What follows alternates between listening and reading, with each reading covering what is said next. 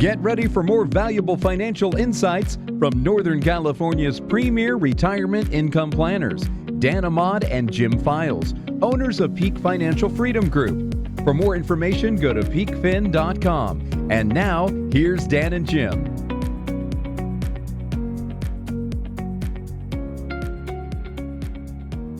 This is Ahmad and Jim Files. We'd like to welcome you to the Peak Financial Freedom Hour. And we'd like to thank all of our loyal listeners who've been with us for years, current clients who continue to listen to us. And we are here to provide data that will allow you all, whether you're a client or not, to make better decisions and feel more comfortable about your money, which will help you to stop worrying as much in retirement. And that's really what our company does. If someone says, what do you do? We reduce how much people worry about their money in retirement time period.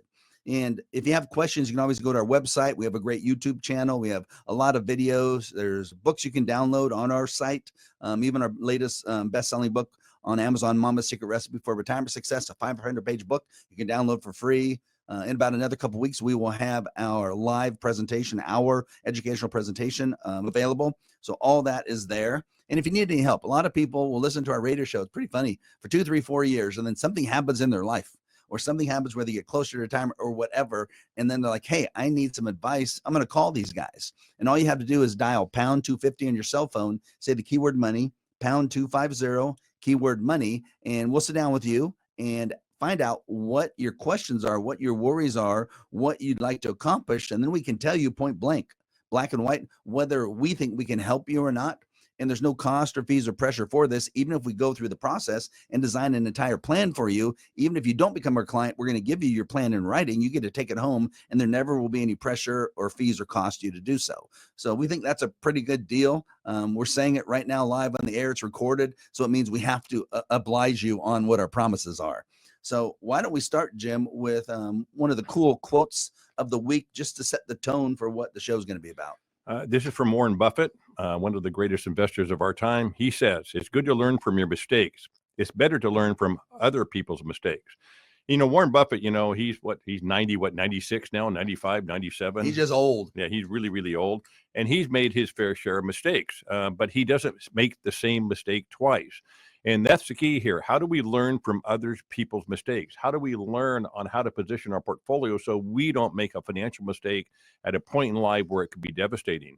And if you look at Buffett, for example, last year, he moved $325 billion of his money out of the market into cash. Now, he's done that. Not million, but billion. Billion with a B.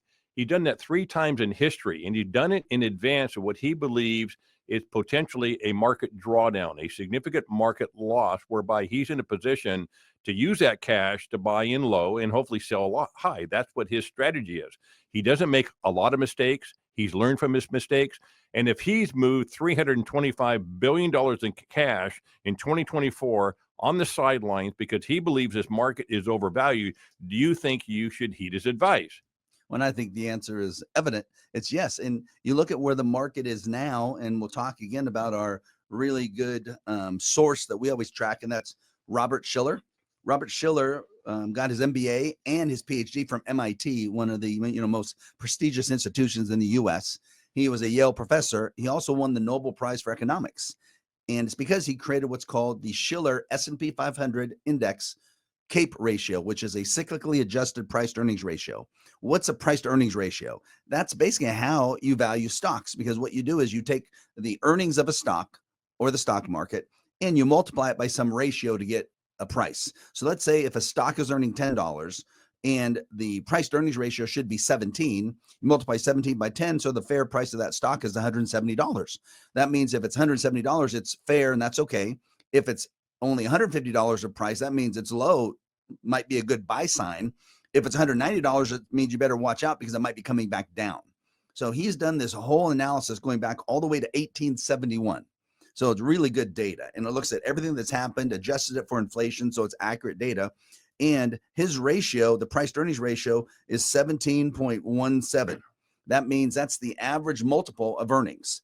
Well, if it's at 17.17, it means it's a fair price. Right now, we're over 38 as the Shiller price to earnings ratio. So we're more than double. And we're really looking like what the market looked like right before the 2000 technology crash, which makes sense because technology has driven this market. But the Shiller ratio has only gone above 30, 30.0, 5 other times. This is the 6th time. And every time it's happened, Jim, the stock market at some point has dropped between 20 and 89% immediately following that type of increase. So when that happens, what's that saying? Well, it says that you better be in a position to either withstand a massive loss in your portfolio if you haven't heeded this advice, or you better meet with a firm that understands risk mitigation and strategy to help reduce this risk and position those assets correctly. Because very seldom are these data and analytic tools incorrect over a longer period of time. Warren Buffett, again, as I mentioned earlier, he sidelined $325 billion for these types of circumstances because he does want to be in a position not to lose a lot of money when the market crashes and be in a position to be able to buy when the market is low. And you can do the same thing. You just don't know how to do the same thing, because if you just stay the course and don't change your portfolio as you're aging, you're going to put yourself in a position where if the market does crash in the future, which it will at some time, and you lose a lot of money, it's going to detour how you want to retire. Exactly. Well, let's look at some case studies. How about this one? Let's look at Rick and Sheila. And let's say they're saying we lost a lot of money in 2008 when the market crashed, and we finally made it back. And that's with all the volatility we've had recently, because it's up, down, up, but we're finally back. We had $4.2 million 2 years ago, and then it went, in 2008, we had $4.2 million and went down to $2.2 million. And now we're just back up to the $4.2 million that we had. So we've saved a lot. We just haven't made any money basically over the last, 17 years. Right now, we're worried about the next stock market crash, kind of like what you guys talk about on the radio. And they don't want to hear their broker tell them again to write it out, hang in their unit for the long run, everything will work. They don't want to hear that. They're saying when we start losing a lot of money like they have. So they want to know, what can we do? In addition, they want to know, with this advice from our broker about writing in there, hanging out through all these big losses, can we use our assets for income? If not, what do we do? Well, this kind of scenario, I think, is kind of normal. I think when people hear this on the radio, they're like, oh my gosh, that sounds terrible. Or more so, you're thinking, oh my gosh, that sounds like me. Right. So a lot of people are thinking this, but they think this kind of thing only happened to them. It didn't. It happened to so many people that we come in and we look at what they've done in the past, and we have to try to now minimize and erase those types of mistakes. So let's say they're up to $4.2 million of assets right now. The funny thing is, most people like Rick and Sheila, if they've achieved this level of saving, they don't think they've saved enough. They don't think they've hit their magic number. And one of the big reasons is, if they've been pretty flat for the last 15, 17 years, even more so, they don't think they've hit those numbers. But we can tell you 99+% of the plans we design, if someone has $4 million or more, it's going to look awesome. It's going to look better than they ever thought. A couple like this now, it sounds like they're taking way too much risk. So it probably means if the market crashes, they could lose 40 to 50% of their money, which means they had to be willing to lose $1.6 million to $2 million, which we know they're not. They just don't know it. So we have to first figure out risk. And let's say this couple, they're used to having a monthly budget, including their house payment, of about $12,000. And they're just taking out enough money to give them $12,000. Well, if we redesign the plan with that much assets, Jim, we would never design a plan with only giving them $12,000. We could easily design a plan that will give them $17,000 of net income after taxes, which gives them $5,000 more to spend than they needed. What will that do now to change the way they view their risk after it's done, and change the way they view being able to spend some of their money now when they're young? This changes people's lives because they can see in writing, they understand for once in their lifetime that the risk can be mitigated. It can be reduced. The income can be increased. And if you have that after-tax income that you mentioned, an extra $5,000 a month, what could you do with that money? You could do a lot of things with that money. You could save it. You could spend it. You can invest it. You can help your grandkids out with college. You can help your children out with buying a house. There's all kinds of things you can do. But the main thing is, besides the income, is that in this type of plan that Dan was mentioning, we're reducing the risk substantially down from maybe having a 40 to 50% risk factor, whereby you could lose that much money in a market crash like this couple had in the past, but reducing that risk factor less than 10% and ideally around 3 to 5%, so that when the market does crash, we can't stop that from happening. What we're trying to do is stop you from losing a lot of money. And that's the goal here, because if you're getting an extra $5,000 in income that you thought you could get, on a monthly basis, which is an extra $60,000 a year. Let's assume the market crashes by 40%, but you're only down by 5%. Do you think it's going to change your lifestyle? And the answer is no, it will not change your lifestyle, but it will change your lifestyle if you're not positioned correctly and you lose 30 or 40% of your money. All of a sudden, you won't be taking that amount of money out of your portfolio, and you'll be worried about how to recover at a time when it's very difficult to recover. Well, and that kind of leads us into how we allocate assets using our three buckets. We use bucket number one, which is a cash liquid bucket. And we need that just for access, liquidity, no fees, no losses. Then we use the red bucket, which is our growth bucket, stock market, mutual funds, ETFs, etc. And we use that because we need growth. But instead of subjecting those assets to 50% risk, we want to manage the assets for number one goal of avoiding large losses, to make sure that if something bad does happen in the market, you're not going to be killed. Then we use our bucket number three, we call it our green bucket, for principal protection and a high level of income guaranteed for as long as you live. And if we use those three buckets, it allows us now to help people achieve their goals. That green bucket, for example, if we use that and defer for a few years, we might be up to 10% guaranteed lifetime payouts with that type of plan, which makes the whole plan work. So as we get through the rest of the show, we'll talk about all these different examples for you. You're back with Dan and Jim, Peak Financial Freedom Hour, and we're talking about really what to do to avoid mistakes so that you don't have to ruin your retirement. And the end of the last segment, we were talking about Rick and Sheila. It's a case study, hypothetical case study, and they said they lost money in 2008 and really have finally made it back. They had 4.2 million, went down to 2.2 million, went back up to 4.2 million.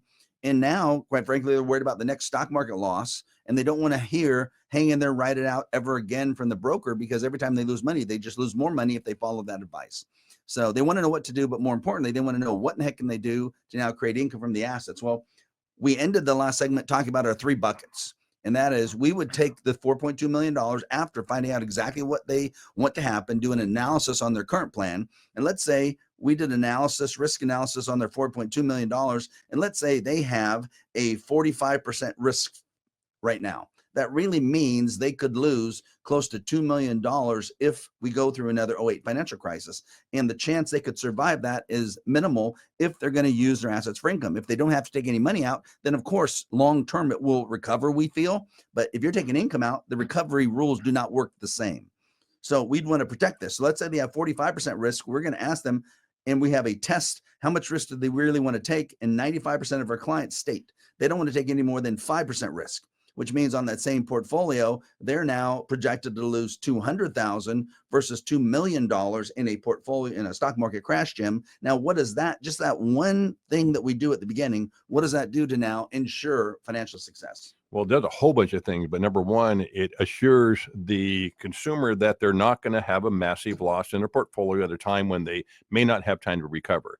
Number two, it's going to give us the money to generate the income plan so that the income is going to last as long as they live. And number three, to make sure that there's always money left over for other things to do while retired, and also have your asset base still continue to grow theoretically. So by repositioning the assets so you don't lose a lot of money at a time when the market could crash is going to solve all the problems that a consumer has when they enter retirement, which is, what if I make a financial mistake? And a financial mistake means exactly that. You lose a lot of money at a bad time in your lifestyle so that you can't accomplish all your other goals. So let's say for Rick and Sheila, it would be normal for these people, like a lot of retirees, to probably try to create something like $10,000 a month to meet their budget, their travel, etc. And they think, okay, we're doing okay. The issue will be, let's say they have no pensions, okay, no pensions at all, but we have $4.2 million of assets. And let's say they're getting between $60,000 a year in Social Security, which is a decent amount, but that's their only fixed income. With their portfolio added to this, we could probably create an income plan that would be up to $350,000 of gross income per year without it running out. And it's going to last for as long as they live, which that's almost $30,000 of gross income per month after taxes. They're probably somewhere in the neighborhood, Jim, of $24,000 a year, just estimated, of a month of net income. So if you can generate $24,000 a month of net income, and they think their base budget is $10,000, what does that allow them to do? It frees them up. It stops them from worrying. And you don't have to have $4 million. You might have $1 million. You might have $2 million. You may have $3 million. You may have more. You can do this with any amount of money you have. You can reposition those assets to reduce your risk and to generate the highest level of income. And if you want that income guaranteed, that can be done as well. So you get the choice as a consumer, but just invest in your money and hope it's going to work out. Not understanding how you're positioned, what the risk is, where your income going to come from is not a good thing to enter retirement with. You have to understand your money, and this is the time in your life where you have to take control of your assets, so you're not going to be put in a position where you lose a lot of money if the market goes down. When a lot of people right now, when we give this example, they're going to say, oh yeah, that's great, they got a lot of income, but I'm going to get killed with taxes. So that's because you're using old data, and you're using the data that when you were working to calculate out how much tax you're going to pay, because you consider how much you made before as a employee and then what you netted. And if you made $350,000 before, you netted $175,000 after taxes, after 401ks, federal and state taxes, Social Security, etc. You only got about half. And every single person listening will agree, yep, I get about half of my gross income. Well, at retirement, what if now, because you're not putting money into 401ks, 457s, SEPs, KEOs, pension plans, you're not contributing to any retirement accounts, you're not paying into Social Security, all you're paying is federal and state tax. What if now your total federal and state tax, even though you live in a high tax state of California, you only pay 20 to 25% tax, which means you keep between 75 and 80% of your gross income? If that happens and you keep 75 to 80% of your 350,000, are you in a wonderful state net of taxes as far as being able to do anything you want? Of course you are. I did it with a client, just finished up with a client. They had about $1.5 million, and they were able to keep about 83% of their income and only give 17% away to the government, federal and state tax in retirement. So these plans can work for, depending on how much money you have, fantastically, whether you have $1 million or $3 million or $6 million. They work great if you divide the money up correctly, use the proper asset classes, manage your risk in the portfolio, mitigate that risk substantially with how you allocate all the assets, and provide a level of guaranteed income to make sure you don't worry about where your income is going to come from. And if you do all that, you will have a safer retirement and you'll enjoy your retirement a lot better. So with the tax numbers you gave with that client, I'm going to bet you probably generated something close to $15,000 a year of gross income between their Social Securities, if they had a pension, their assets, and net after taxes. You probably gave them about $12,500 a month net income after taxes. That's probably going to be right about there. That's exactly right. And their budget was $8,250 a month. So they had almost $4,000 extra per month, 48 grand extra per year on an after-tax basis to save, to invest, to do whatever they wanted to. And just so you know, we're not talking about any crazy best case scenarios. These are the typical things we do on a daily basis to help people just like you come to grips with the truth that you might be a lot better off than you thought if we design a plan for you. All we have to do is design it. You don't have to enact it, but let us create it. Let us design it for you so you can see. Then you get to decide, do you want to implement it or not? You're back with Dan Ahmad and Jim Files, a Peak Financial Freedom Hour, and we're talking today really about risk and avoiding risk and making sure you don't make that type of financial mistake that would cause a big loss in your portfolio that either you'll never recover from, or you won't be able to take much income out, or it will run out.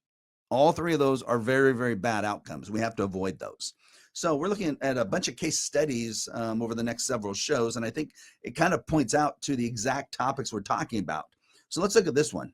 Brad and Lisa. Brad says, my wife and I have different views about our money now that we're retired. Well, they probably have different views about everything because they're married. So that's kind of normal. And then he says, is that normal? I'm like, that's normal because, you know, people look at things differently. What we've found a lot is that whoever manages the investments, which is usually one person that manages the investments, and there's usually one person that takes care of the monthly budget. And it could be the man or the woman doing either one of those, and that's okay. And the one that does the investments usually is more aggressive. The one that does the budget, worrying about each thing on a monthly basis, usually more conservative. So he says she's more conservative and wants to use our assets for income. I'm more aggressive, and my main goal is to grow the assets. How do we balance our wants and needs and come up with some kind of plan? Well, we can already read between the lines, Jim, and we know she's the one that takes care of the budget. We already know just by what he said. We know he's the one who takes care of the assets. Now we have to dive down deeper and find out, okay, she wants to use the assets for income, which is why they saved the money for in the first place. And let's find out why. What does she want to spend it on? Is it more travel? Is it to do the home remodel? Is it to start gifting to the kids and grandkids? Is it to give more money to charities? Then we have to really focus on him, because he will be the one that will be stopping them from having a successful retirement. Because if he's more aggressive and his main goal is to grow the assets, we have to find out for what purpose. And your goal cannot be to grow your assets to grow the assets. It cannot be to grow your assets to have more money. We need to have specific goals, meaning what does Brad want to use the assets for in the future that forces him to have this mentality that he has to grow the assets. And there probably is no reason he feels this way, I think, because he's probably done this the entire time, growing the assets. He's been aggressive. He's probably done a good job, got good rates of return. And that's how he succeeded in stage one of asset accumulation, right? So now, though, we have to, how do they balance their wants and needs and come up with some kind of plan? Well, first of all, growing your assets, it's okay. I mean, we believe that you should grow your assets, but just growing your assets with no goals in sight is a different story, because when you're younger, 30, 40, or 50, you're growing your assets. You're not using it for income. We have to identify, what are you trying to do? How are you going to live? If you have a pension and Social Security, you can grow your assets all you want if you're not using as much of your assets for your income sources. But if you don't have a pension and you don't have a guaranteed income source, you better figure out, okay, I've grown the assets. What I want to make sure is I don't deplete the assets in a market loss. And how do I position the assets to make sure that we have enough income for as long as we live, no matter what happens in the market? That is the goal with the 99% of the people we deal with, Dan, is that how do they do that? Well, and Brad also, I think what you just said, it could be true. He's probably worried, without saying it, that he could run out of money if he uses it for income. And that might be one of the reasons why he says, I have to grow it, because then I won't fear as much I'm going to run out, which I know a lot of people feel that way. But I think it's impossible for the average listener, the average person, either retired or getting ready to retire, to understand the concept that you can actually design a plan that will give you more income than you need right now, allow you to either spend it or save it or gift it, and still have a high probability of leaving a really good legacy to our beneficiaries. In fact, what we find is the more you focus on yourself, the more you focus on your personal financial well-being security for you and yourself, Brad and Lisa, the better chance you will leave more money to your beneficiaries. So we do a legacy plan, a legacy calculation for situations just like this, because what they're saying is, overall, if you combine all their needs, not just Brad's or Lisa's, you combine them all together, what they're saying is they have this pile of assets. They want to use the assets to create income, and they don't want it to run out, but they also want to make sure the money's going to be lasting later, maybe for either long-term care costs for them, or if not, it's passed on to beneficiaries. And Brad thinks if they use it for income, it's going to decrease their chances of success. It's not true. What will happen is, the more aggressive you invest, which is how Brad wants to invest the money, the less income you can take out of the assets over time, and the higher probability, if you're taking a high level of income, you will run out of money. The lower risk we take will allow us now to create a higher level of income, and will give us a higher probability that money will last. So, for example, I'm gonna say how we do it, then maybe you can give an example. When we do a legacy analysis, we're going to look at three categories. We're going to say, how much money do you have in your portfolio? How much money do you have in the bank? And how much is your real estate worth? So all three of those are the legacy assets that we pass on to our beneficiaries. So we then take a very, very conservative rate of return, like 4% portfolio growth, 1.5%, 2%, 3% bank growth, 1.5% real estate appreciation. And now we add those all up over time. And then we take out any income that we're taking from the portfolio to show how the portfolio would have been reduced by taking the income out.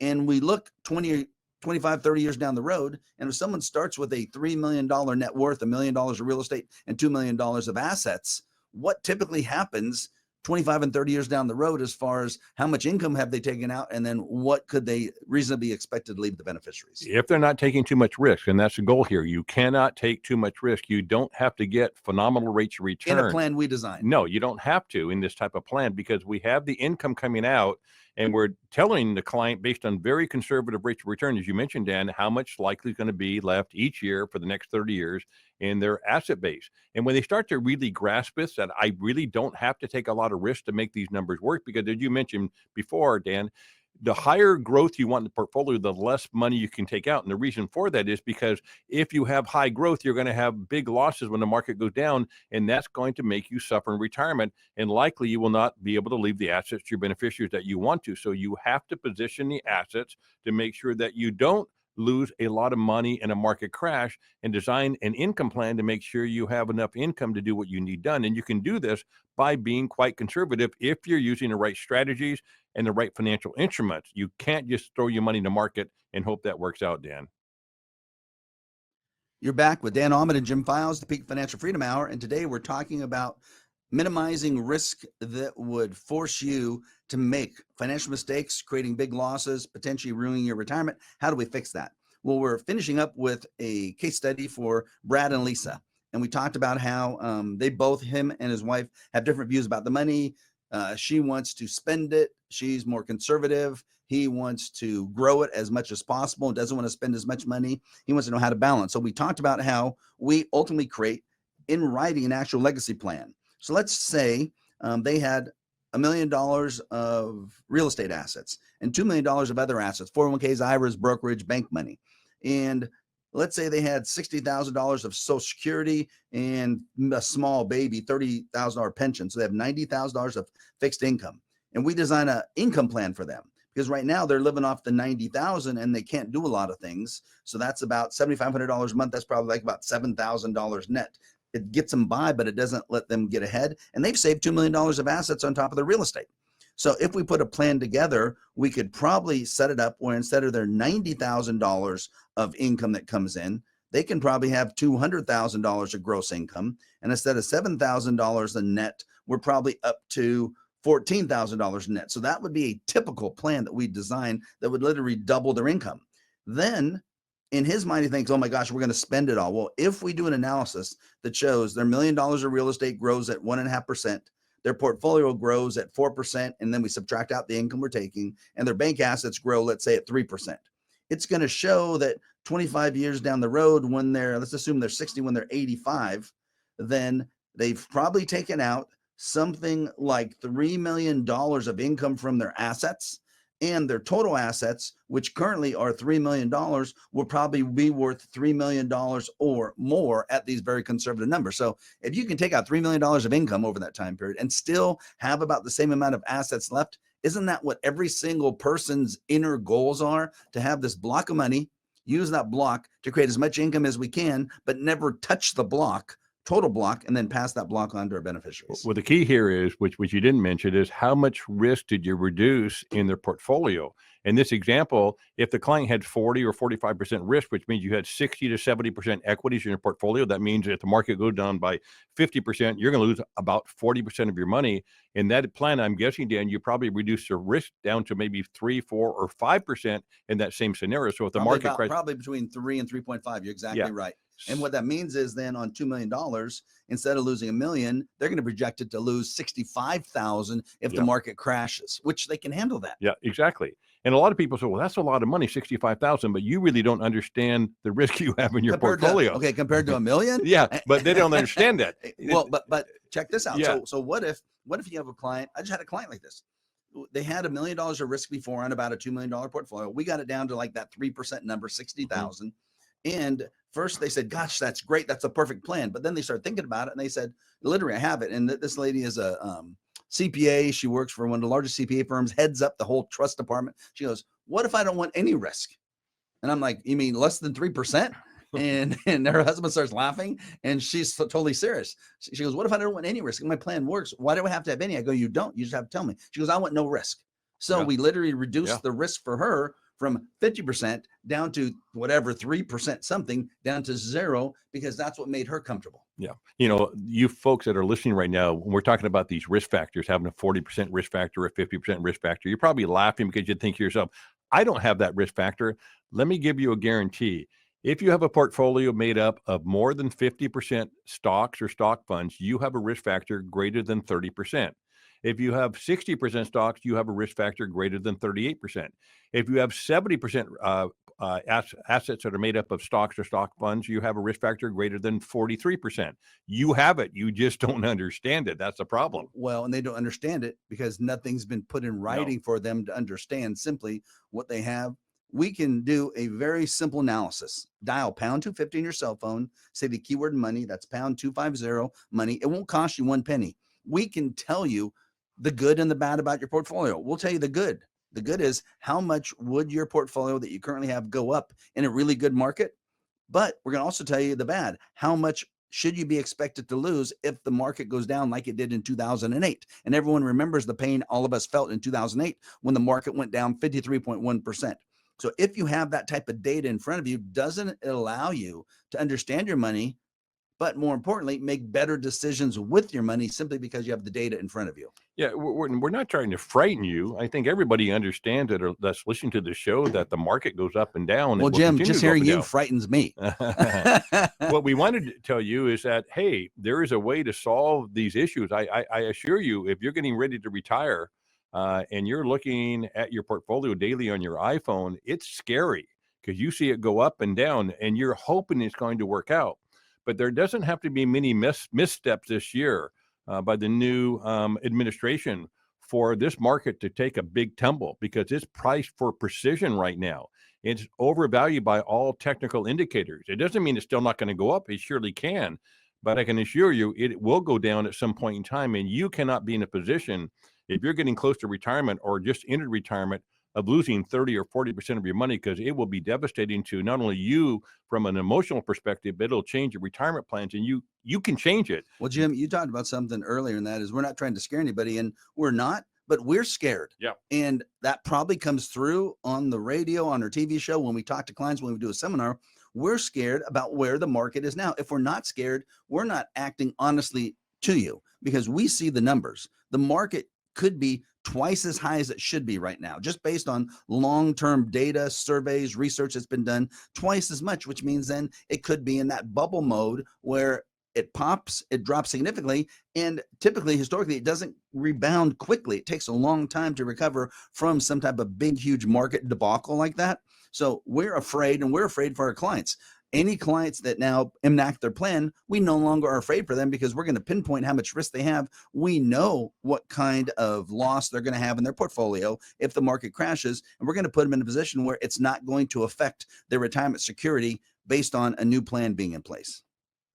For more information about Peak Financial Freedom Group or to schedule a consultation, just go to our website, peakfin.com. That's peakfin.com. And thanks for watching.